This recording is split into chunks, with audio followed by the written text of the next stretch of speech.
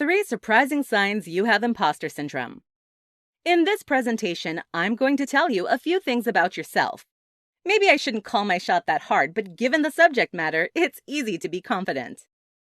The matter at hand is imposter syndrome, one of the most common psychological issues facing modern humans.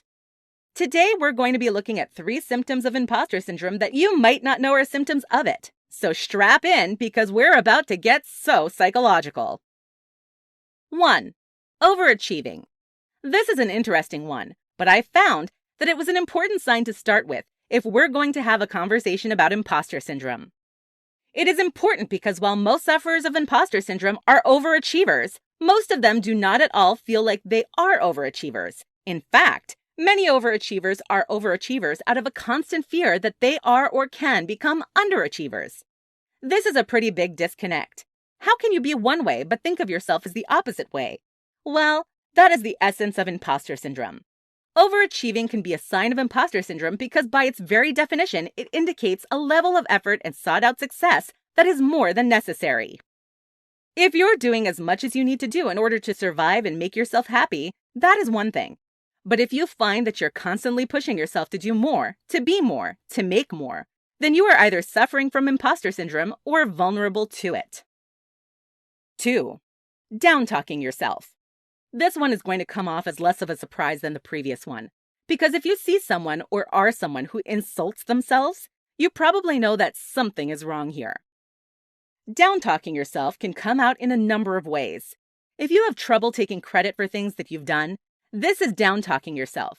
If you accentuate your mistakes above your flashes of genius, that is also down-talking yourself.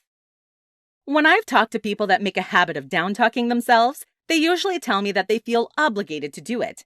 They say, "How will I learn to not make mistakes if I don't punish myself for my mistakes?" But that's not how success works.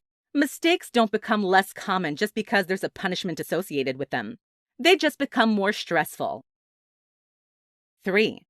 Not taking responsibility. Imposter syndrome is, in essence, an expression of low self-esteem. And when low self-esteem people see a bad thing, they immediately identify with it. They tell themselves, and sometimes others, "Yes, I am that bad thing." Conversely, they also say that they are not good things. The problem is their idea of what is good and what is bad is warped. People with imposter syndrome will say they are not overachievers because they think being an overachiever is good. They'll say they don't take responsibility because that is bad. And it is bad, but not in the way a sufferer of imposter syndrome thinks it is. Failing to take responsibility means inaccurately assessing your own mistakes. What not everyone realizes, though, is that this works in 2 directions. You can either fail to admit that you've made a mistake, or you can treat a mistake like it is an unforgivable sin. Both are equally inaccurate. In essence, fighting your own imposter syndrome is about being kind to yourself. Be patient with your mistakes. Be reasonable about your goals, and you will slowly find it easier to appreciate what you have accomplished.